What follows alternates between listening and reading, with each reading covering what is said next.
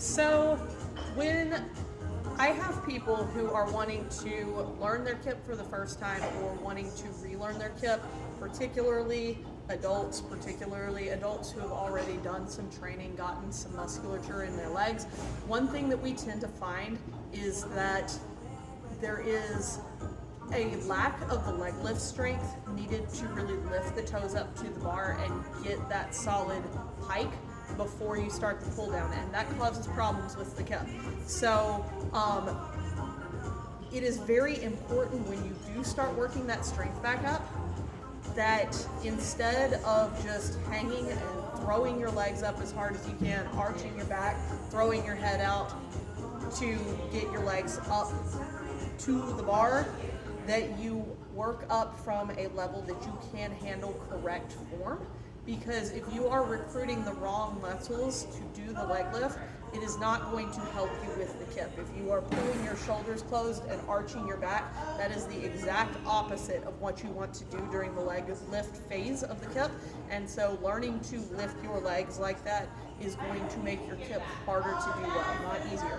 So here are some ways you can kind of step that leg lift process down to an easier level, other than just hanging from the bar and going forward. The first thing, we have our stall bars here.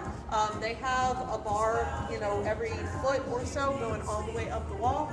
If you don't have this, you can also create these height modifications by just stacking blocks or panel mats up in front of a normal just gymnastics bar. But what we're going to do, we're going to start out with this panel mat here that is even with our lowest height on the floor. You're going to lay down on your panel mat, reach back, grab the bar behind you, stretch your toes as far away as you can, and you're just picking your toes up, making sure you keep your legs straight and you're following the kinetic chain, engaging the lowest thing on your body that has to move first and working all the way up until you've curled all of your abs. Once you can easily do 10 with that bar exactly even, then we kind of take it in steps up the ladder of the stall bars. Or if you were doing this with a regular bar, you take panel mat after panel mat off of your stack. So this one here on the floor, same program, lift it up. Making sure that as you lift up, you're trying to let your nose come in and touch your knees. You don't want to throw your head out backward because that creates automatically a shoulder angle, which you don't want. Then, one rung up.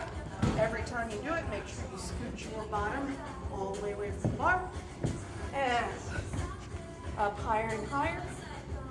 As you go up further, you should be starting to feel it getting more challenging. Eventually you'll get to whatever level that is the last one you can do with your hands on the bar and your bottom on the floor. For me, it's this one. If I go up one rung higher, then I'm going to find myself lifting my bottom off the floor when I lift my legs. So when you get to this level, you really want to put in some focus on being able to lift your legs all the way up to actually get your toes to touch the bar. And then the next kind of step that you can take is hanging.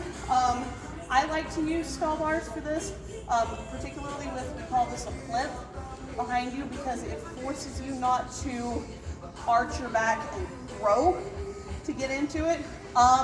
If you don't have access to a set of stall bars, I would recommend at least putting a block behind where your feet are going to be hanging that you can feel. If you arch your back, your feet are going to go behind you, and you can feel that they're doing that and say, wait, I'm not doing this correctly.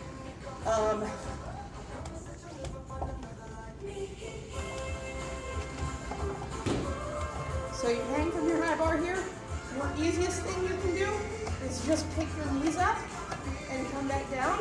Your goal with that is getting to where you're able to bring them all the way to your nose, like that. And then when that's easy, then you go up with the top, straighten, and come down straight, nice and slow. Once you can do that pretty easily for 10 or 15 leg lifts in a row, then it's time to start working on actual straight leg lifts.